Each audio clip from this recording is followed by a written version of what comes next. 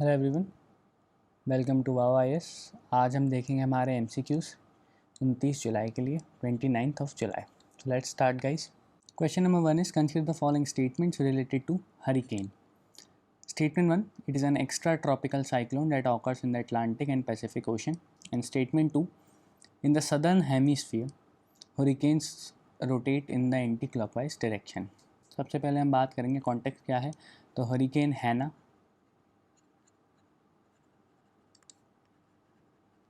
इसने हाल ही में अमेरिका में लैंडफॉल किया है टेक्सास में। ओके।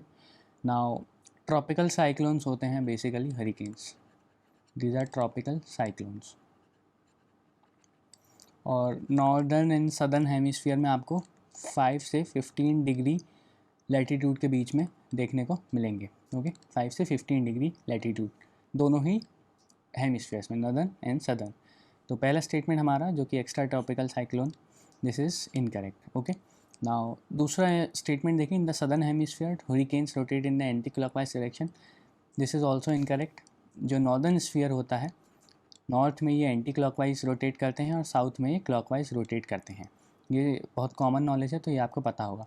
नाउ जो ट्रॉपिकल साइक्लोन्स हैं उनके 3 पार्ट होते हैं। सबसे पहला होता है काम आई, ओके, जहाँ पे प्रेशर काफ़ी कम रहता है।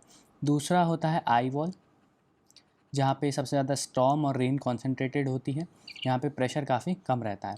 और तीसरा होता है रेन बैंड्स, जो कि स्टॉर्म को उसका साइज़ प्रोवाइड करते हैं।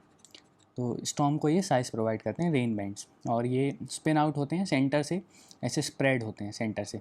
अभी नॉर्दर्न हेमिस्फीयर है तो ये सेंटर से ऐसे स्प्रेड होंगे इस टाइप से। तो these are called the rain bands. तो ये 3 पार्ट्स होते हैं। आंसर हमारा D, neither one nor two guys. Let's move forward. Now question number 2 is Dobra Chanti Bridge recently was in the news is located in A. Gujarat, B. Arunachal Pradesh, C. Uttarakhand और is it D. Assam।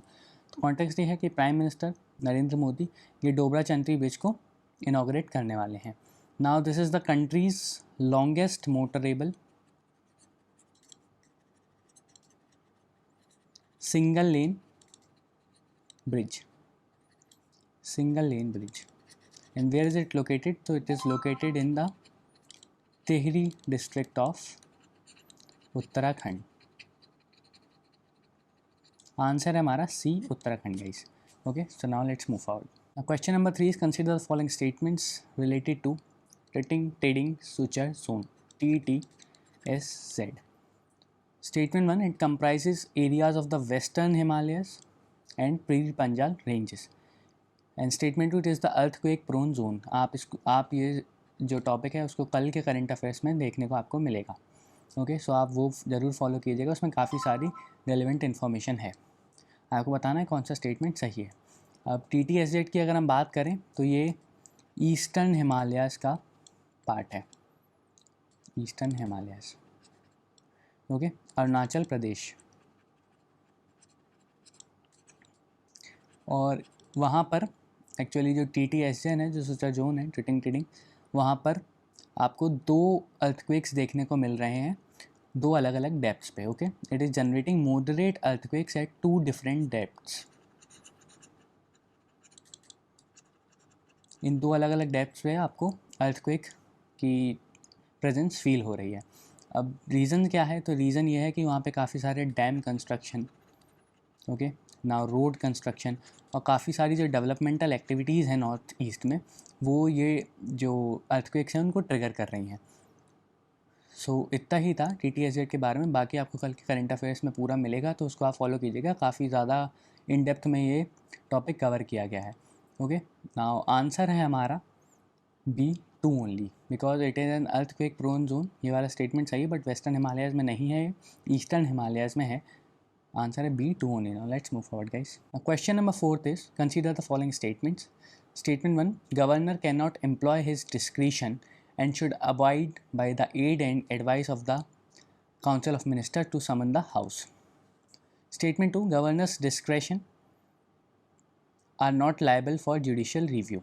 And statement 3, governor is not bound by the advice of the Council of Ministers to use his discretion. अब governor के बारे में एक extra video बनेगा जिसमें काफ़ी detail में गवर्नर को कवर किया जाएगा। तो मैं बस ये 3 जो ऑप्शंस हैं उनको एड्रेस करता हूँ, ज़्यादा इसमें डिटेल में अभी मैं नहीं जाऊँगा।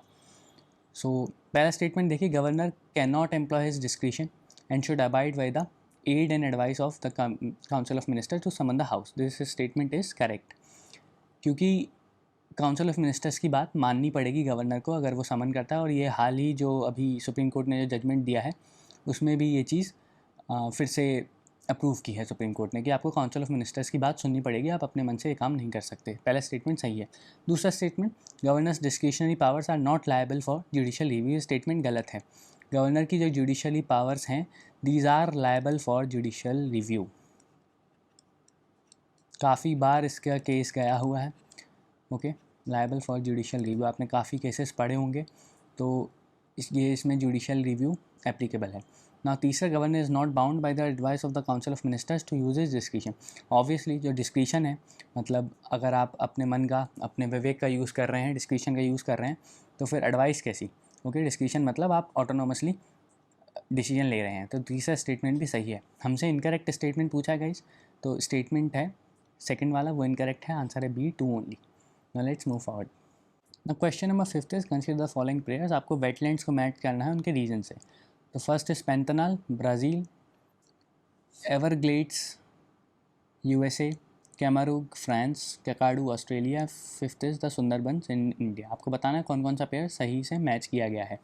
कॉन्टेक्स्ट ये है कि ब्राज़ील का जो पैंथेनॉल वेटलैंड है वहाँ पे फॉरेस्ट फायर्स इंक्रीज़ हो गई हैं,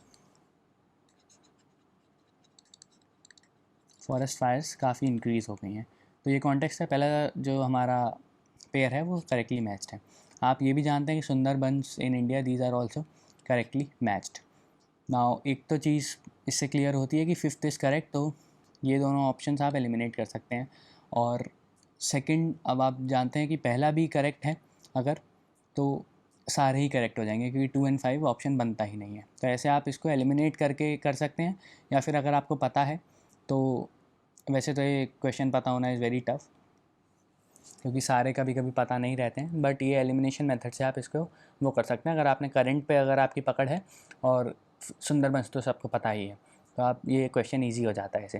तो आप इसको देख लीजिए, पैंथेनॉल ब्राज़ील में है, एवरग्लेड्स जो है वो यूएसए में है, कैमारग्यू फ्रांस में है, Kakadu wetlands are in Australia and Sundarbans are in India. इसी के साथ हमारा आज का MCQ ख़त्म होता है। I hope you like it guys. Will meet tomorrow. Thank you.